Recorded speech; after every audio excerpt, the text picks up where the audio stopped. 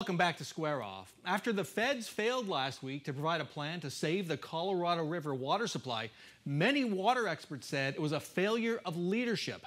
Democratic Congressman Greg Stanton of Phoenix pointed a finger directly at President Joe Biden in a letter to the White House. He said, "I am deeply disappointed that your administration chose to sit on the sidelines, and I urge that it treat this crisis with the level of urgency it demands immediately.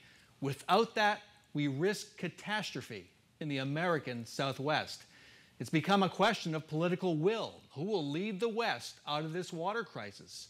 Joining us to talk about all that and much more, our political insiders, Attorney Christine Jones, a former Republican candidate for governor, and Roy Herrera, a Democratic election law attorney at Herrera, Arellano, in Phoenix. Welcome back to Square Off. Good to see you both. Good morning. Before we get started, the usual disclosures. Anybody have anything to disclose about connections to the topics we're going to be discussing today? Roy? I'm counsel to Senator Kelly and his campaign. Okay, connect to the campaign. Christine? No disclosures this cycle. Okay. And we're going to start with you, Christine. Let's start with water, because you did a lot of homework when you ran for governor on the whole water issue, very well briefed on it. What tells you about the situation we're in right now and the need for political leadership at this point to get out of it? It sure seems like an issue of leadership, and I don't disagree with Congressman Stanton when he talks about the notion that the administration has to get behind this. But it's not just the administration and it's not just the state. It's both and. So the governor, both senators, the congressional delegation, and probably either the Secretary of the Interior or that person's designee from the Board of Reclamation really need to hammer this out. One other thing that I think we should consider as Arizona is California has such an enormously disproportionately powerful position with the Speaker of the House and a huge congressional delegation. California needs to step up, but California doesn't want to. They produce a lot of food and they use a lot of water. So the sort of basin states are going to need to band together, not just Arizona, but all of them, to sort of combat this power structure in California. And to be clear, no one is saying this is easy. This is probably the heaviest lift we may have ever seen. It's a super heavy lift and it's very detailed. And I love to hear people in the legislature talking about the long game. You know, we're going to put a desalination plant in Guaymas or whatever, a 20-year plan. That does not help us today. And the Board of Reclamation gave a briefing yesterday that says we're out of power generation on Lake Powell in 1 year. This is a today's event. So the long game is great. Casting a vision for the future is great, but they really need to step up and do this now. Roy, our Democratic senators have bragged about how much money they set aside through the infrastructure bill and other means to deal with the water crisis. Why aren't they stepping up? Why aren't Senator Sinema and Senator Kelly stepping up to add their voice to getting something done? Well, I do think what you mentioned is the $4 billion drought resilience fund that's in the Inflation Reduction Act. I think that's a step in the right direction, and that's something that Senator Kelly championed. That's why it's in the bill. But it's only a step in the right direction. There needs to be leadership, to Christine's point. There hasn't been that. I agree with Congressman Stanton. There's been a failure of leadership by this administration, prior administrations, this governor, I think, to deal with this problem. And it's a problem that's going to be hard. It's going to take many, many years that we're going to be addressing this. We heard that there's going to be a 21% cut next year for the water that Arizona can use. It's not like that's going to be the last cut. We're going to be looking at cuts for years and years. And what is that plan? Because California, to Christine's point, is not experiencing a cut next year. So the basin states are going to have to band together to counteract the political power of California to address this for Arizona. Should Senators Sinema and Kelly play a role in this? I'm sure they're doing that. I would assume so behind the scenes, and certainly in the Inflation Reduction Act, Senator Kelly did that. But it's going to take a lot of people. There's a lot of stakeholders, and in particular, the next governor that we have here in the state to negotiate with these other states going forward. That is one of the big issues for the next governor, and something to think about as folks cast their vote.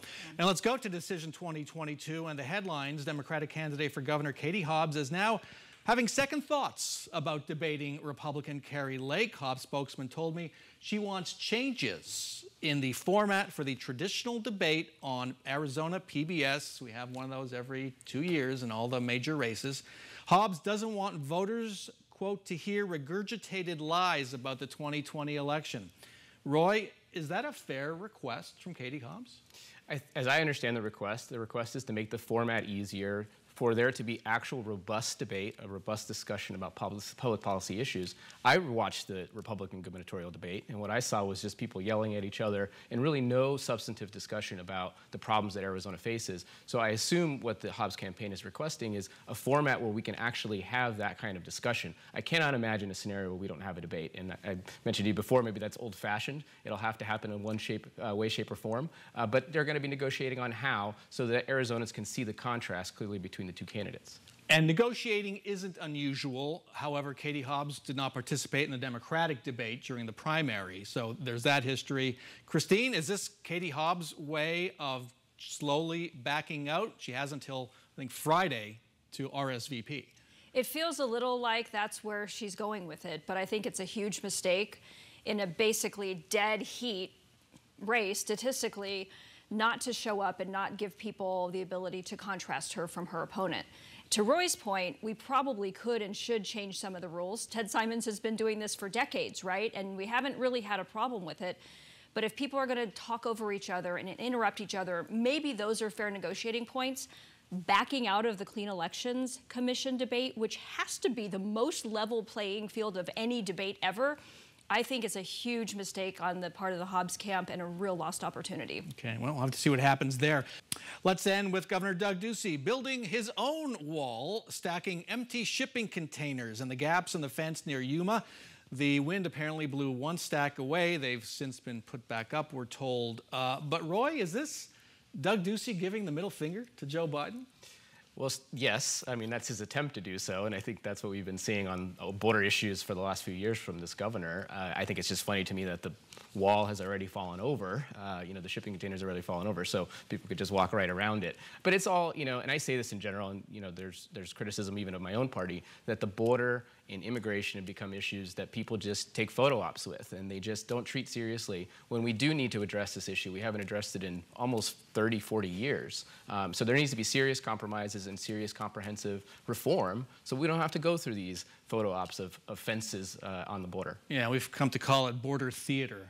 There's a lot of that. However, on a serious note, some of these shipping containers are blocking a large gap in the fence that's become a freeway, frankly, for migrants to walk through, claim asylum near Yuma. And Yuma, year over year, has seen the largest increase of border encounters more than any other spot in the Southwest. So could this, rather rudimentary solution actually be a solution? It sure looks like it. And if that's a solution that was that easy to implement, I have to ask, why wasn't it done 8 years ago? The very week that Doug took over. But I do think the political machinations are significant here. I think Senator Kelly was down just a few days before at that exact point and saying, oh, the Biden administration is going to fix this. Then the ninth floor came in and said, no, let us take care of it with shipping containers.